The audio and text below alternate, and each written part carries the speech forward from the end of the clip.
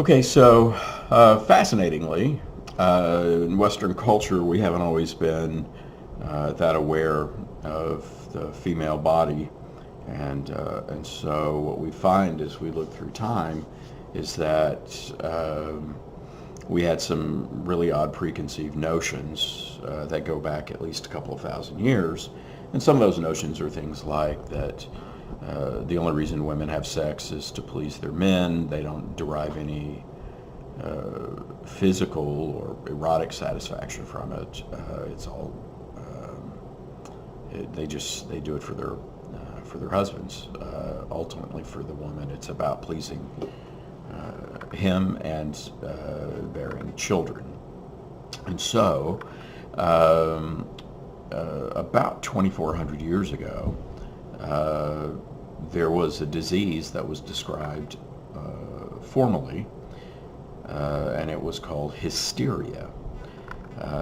And it was one of the most diagnosed diseases, even here in the States, until the early 20th century.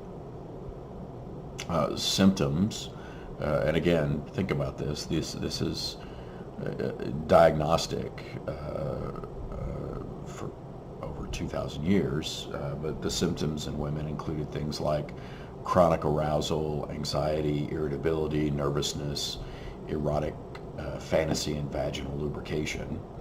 And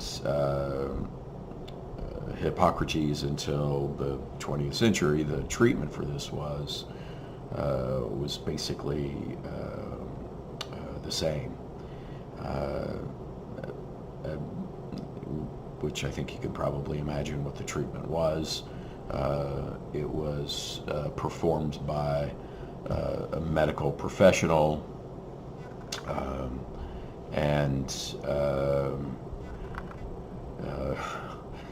it's kind of funny to think about how this was framed and how real it was, but basically the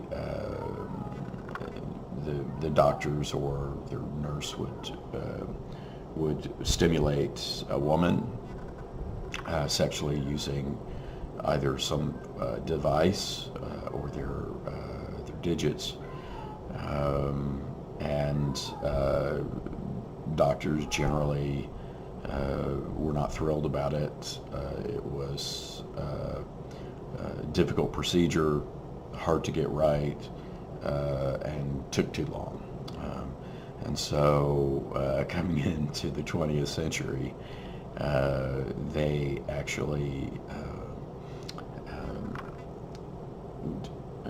invented some fascinating devices to help out. I have read that they go all the way from a hand cranked version to a steam powered device to a diesel powered device. My favorite one was framed as horse exercise, and it was a seat that a woman would sit upon, 3 speeds, trot, canter, and gallop, and it would cure the woman of her hysteria. Yeah. So anyway, the reason that they did this was because they believed that if you didn't prevent a female from masturbation, if she took it upon herself to solve the problem, that it would lead to all kinds of things, from epileptic fits all the way to death. And there was a time when there was even surgical intervention, clitorectomies, where they would actually surgically remove the clitoris to keep women from touching themselves. And so quite an interesting period in our history, and